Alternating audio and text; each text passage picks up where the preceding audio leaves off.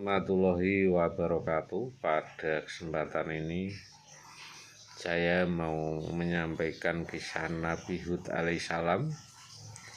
Nabi Hud diutus ke tengah-tengah kaumnya yang sangat durhaka. Mereka adalah suku-suku Ad yang berbadan kuat dan besar. Kaum Ad dikaruniai tanah yang subur lengkap dengan sarana irigasi yang baik. Air seolah memancar dari segala penjuru untuk menyirami dan menyuburkan tanah pertanian dan perkebunan mereka. Berkat karunia Allah ini, mereka hidup makmur, mereka mampu mengelola bukit dan gunung-gunung menjadi bangunan yang indah dan megah. Ini menjadi bukti betapa tinggi peradaban dan ilmu pengetahuan pada masa itu. Dalam waktu singkat mereka berkembang pesat dan menjadi suku terbesar di antara suku-suku lainnya. Adalah kecenderungan manusia selalu lalai bila kemakmuran dan kemewahan sudah mencapai, mereka lupa diri dan hanya berhasrat ingin memenuhi keinginan mereka sendiri tanpa memperdulikan yang lainnya. Bukan Allah yang mereka sembah, melainkan berhala yang mereka sembah, yaitu Samud, Sadad, dan Al-Haba. Bangsa Ad terkenal paling durhaka pada zaman itu. Mereka hidup di negeri Ahqaf, yaitu antara Yaman dan Umam.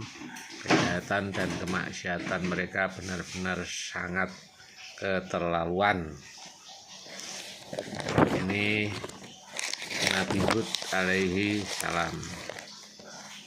Nabi Hud seorang yang berlakang dada, berbudi pekerti, luhur, pengasih, penyantun, sabar, namun cerdas dan tegas.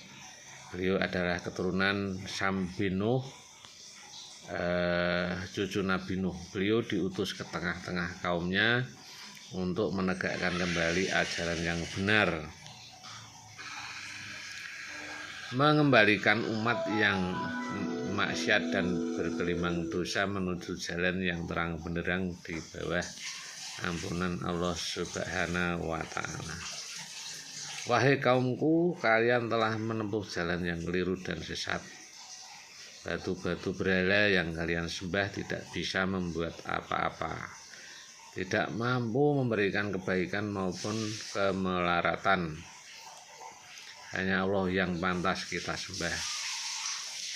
Dialah yang memberikan rezeki berlimpah luas sehingga kalian dapat hidup makmur di muka bumi ini. Allah menghidupkan kita dan mematikan kita. Ingatlah, Allah akan menghidupkan kita kembali di akhirat guna mempertanggungjawabkan perbuatan kita di muka bumi. Siapa yang beramal baik akan mendapat pahala surga yang penuh dengan kenikmatan. Sebaliknya, siapa yang berbuat jahat dan kemaksiatan akan menerima siksa dan penghinaan.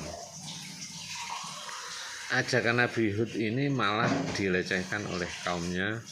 Mereka berkata, mana bisa orang yang mati akan dihidupkan kembali? Itu hanya omong kosong dan bualanmu saja. Orang hidup hanya sekali, susah senang ya hanya di muka bumi ini. Kalau sudah mati ya sudah, tidak ada urusan lagi. Mereka bahkan berani mencerca Nabi Hud dan perbuatannya makin keterlaluan.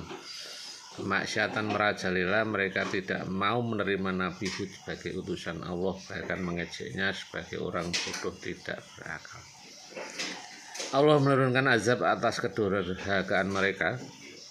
Bangsa Ad kemudian ditimpa musim kemarau panjang dengan sangat lama, yaitu 3 tahun. Tak ada setetes hujan sama sekali dalam kurun waktu itu. Rusaklah lahan pertanian dan perkebunan yang mereka banggakan selama ini. Bahaya kelaparan mengancam di mana-mana. Dalam keadaan demikian, Nabi Hud masih berkenan memberikan peringatan kepada kaumnya. Hai kaumku, mohon ampunlah engkau kepada Allah dan bertobatlah kepadanya. Niscaya Dia menurunkan hujan yang sangat deras atasmu, dan Dia menambahkan kekuatan kepada kekuatanmu, dan janganlah kamu berpaling dengan berbuat dosa.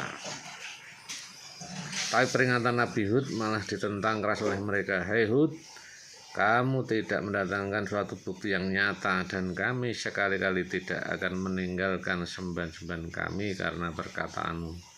Kami sama sekali tidak akan mempercayai kamu. Memang hanya sedikit dari kaum Ad yang mau beriman dan menjadi pengikut Nabi Hud. Selebihnya mereka tetap dalam kekufuran dan kedurhakaan. Allah menyelamatkan Nabi Hud dan pengikutnya. Sebaliknya kaum Ad yang durhaka ditimpa azab berupa angin yang sangat dingin.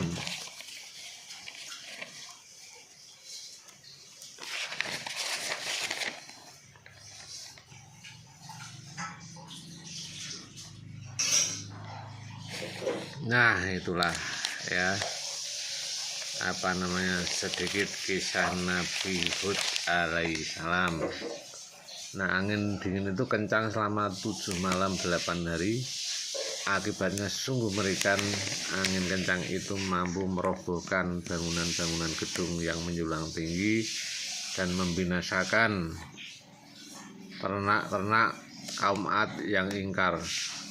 Semua berantakan, tak seorang pun dari kaum yang durhaka itu tertinggal. Semua rata dengan tanah. Itulah azab bagi mereka yang mendustakan utusan Allah Subhanahu wa Ta'ala. Ini sedikit kisah Nabi yang bisa kami sampaikan, saudara-saudaraku. Semoga bermanfaat. Assalamualaikum warahmatullahi wabarakatuh.